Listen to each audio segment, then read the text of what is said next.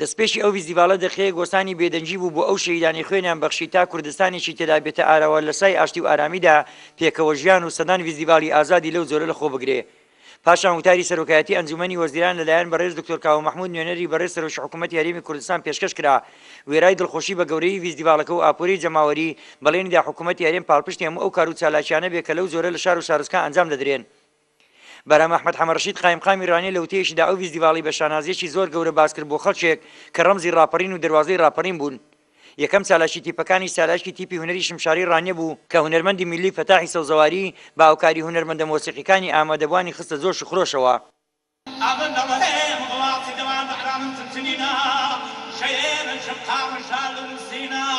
پاشان سنتەری هاوبەشی لور بە چالاشی کللتوریەکانیان ئامادەبوانیانی بە هونەر و کەلتورەکەیان ئاشنا کرد. تیپی هونەری میلی سریانیش خۆیان و هونەرەکەیان لەو فیستیڤالەدا بە خەڵکی ڕانێ و دەوروبەری ناساند.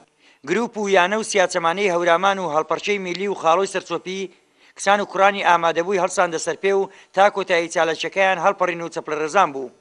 ئیسماعیل ئیبراهیم دەرزی هونەرمەندی میلی تورکمانی بە دەنگە خۆشەکەی تیپی میلی تورکمانی کەرکوشی ئاشنای ئامادەبوان کرد و سەد هێندەی تر کەرکووک و کورد و تورکمانی خۆشەویستی یەکتر کردن. کۆتایی بەرنامەکانی یەکەم شەوی فیستیڤال لە ڕانیە بە چالاشە هونەریە میلیەکانی تیپی هونەری میلی نەتەوەی سلێمانی بوو. لە کۆتایی بەرنامەکانی یەکەم شەوی فیستیڤالەکەش بەڕێز دکتۆر کاوە محمود نوێنەری سەرۆکی حکوومەتی هەرێمی کوردستان بە کورساتی ڕاگەیاند.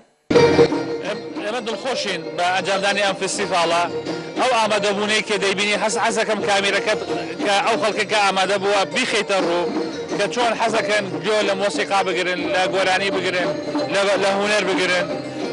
ئەو خەڵکێکە ئەو ئامادەیە ماناوێ فستیڤالە خۆی ئەو خەڵکە کە ئەوانش کە هونەرە پێشکەشکەن ڕۆڵەی ئەو خەڵکن دەتوانن هونەرێکی جوان شێوازێکی باش پێشکەش بکەن فستیڤالێکی ڕێکوپێک ئەنجام بدەن.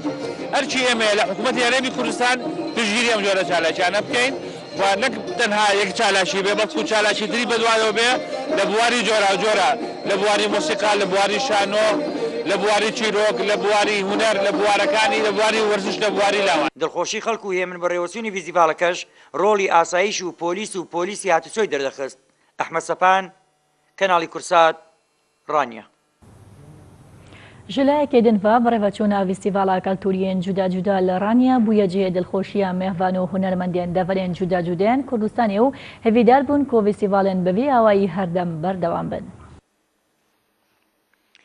لەو فیستیڤالە گەورەی ڕانیە کە بۆ چەندین گروپی کللتورە جیاوازەکانی هەرێمی کوردستان لە پارچی دەواازەی شاری ڕانیە بە ئامادەبوونی چەندین میوانی بیانی و بەرپرسانی حیزبی و حکومی و بە چاودێری بەڕێز سەرۆکی حکوومەتی هەرێمی کوردستان ڕێکخرابوو. هونەرمەندانی کللتورە جیاوازەکان بە زۆرێک دڵخۆش بوون کە خوازیار بوون ئەو فیستیڤالانە بەردەوامیان هەبێ. هونەرمەندی میلی فەتاحی سەوزەواری وتی بە فیستیڤالەکە زۆر دڵخۆش بووم.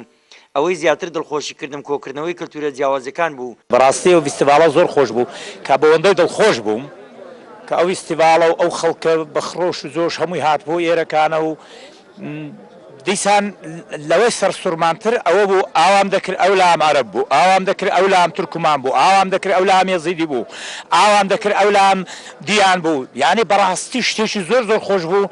ئەوەندەی بۆ فیستیڤالەکە دڵخۆش بووم ئەوەندەش بەوانەوە برادران هەر هەموو تیپی هەورامان و سیاچەمانە و هەر کەس دەولا ڕاهاتۆ بەڕاستی شتێکی زۆر خۆش بوو. هونەرمەندی میلی تورکمانی ئیسماعیل ئیبراهیم دەرزی وتی چەپکە گوڵەکەی مامزەلالم لە ڕانیە بینی.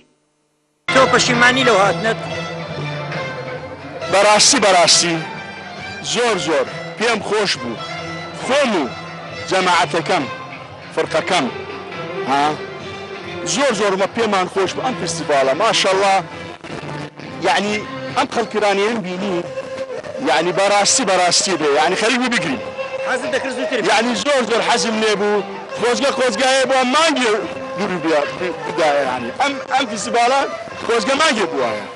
کورد و تورکمانی وەکو گوڵێکە بەیەکەوە چۆن هینە بن بەیەکرێ بن. بە لێرە ئەم گوڵە ئەم خەڵکە بینی خەڵکی ڕانیە بینی. دەرزی مامزەلال لەوە چەپکە گوڵەکەی مامزەلال بزانم قسەی چەند جوانە. بەلە بەراوە ئێمە هەمومان یەک دەسن ئینشاءڵڵا و ئینشاءڵڵا هەمومان بە جوانی و بە خۆشی و بە ئاهەنگی و بە سەربەرزی ئەژین بە یەکەوە و ئینشاءڵڵا ئەم فستیڤاڵان وەکو قەوڵیاندا لە هەموو شوێنەکانی کوردستانە بێ و لە کەرکووکیشە بێ ئینشاءڵڵا. هونەرمەندی میلی بەکر مستەفا مەحموود سەرۆشی تیپی هونەری نهێل لە تیپی هونەری ئامێدی ئەوەندە دڵخۆش بوو دەستخۆشی لەوانە دەکرد کە ئەو فیستیڤاڵەیان ڕێخستووە.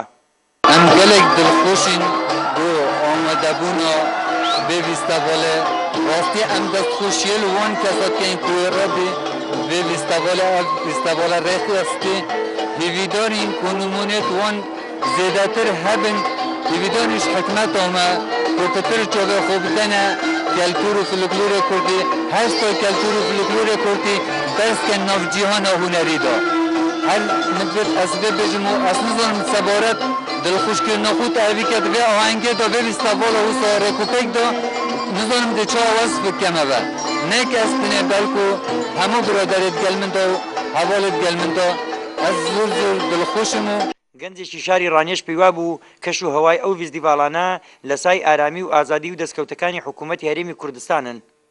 بەڕاستی هەست بە خۆشەیەکی زۆرەکەم و ئەم بوونی ئەم کۆڕ و کۆبنەوە فیستیڤاڵانە بە بابەتێکی گرنگ و بە گرنگە زانم کەوا هەر نەتەوەیەک بۆ پێشکەشکردنی سیما و کللتور و تایبەتمەندی نەتەوەکەی خۆی عەرزی بکات لە بەردەم جەماوەرێکی زۆر و کەناڵەکانە ئەمە هەم شاندانی سیما و کللتوری نەتەوەی خۆیەتی بە نەتەوەکەی خۆی و ناساندنێتی بە گەلانی جیهان دەگومان ئەمەش بەڵگەی پێکەوە ژانی سەرجەم نەتەوەکانە لە کوردستاندا کامەش لە سای ئاشتی و ئارامی و ئازادیدا لە کوردستاندا هاتوو دەکایەوە. ئاپۆرەی زۆری جەماوەریش لەو فیستیڤاڵە هێما بوو بۆ ویستی خەڵک لە هونەر و گۆرانی و مۆسیقا و کەشی ئازادی و سەرکەوتنی پەرلەمان و حکوومەتی هەرێمی کوردستان. ئەحمەد سەپان، کەناڵی کورسات، ڕانیە. Li çarçovê projên xizmetguzariyên hikûmeta Herêma Kurdistanê û bi armanca pîter xizmetkirina hawlatiya li ser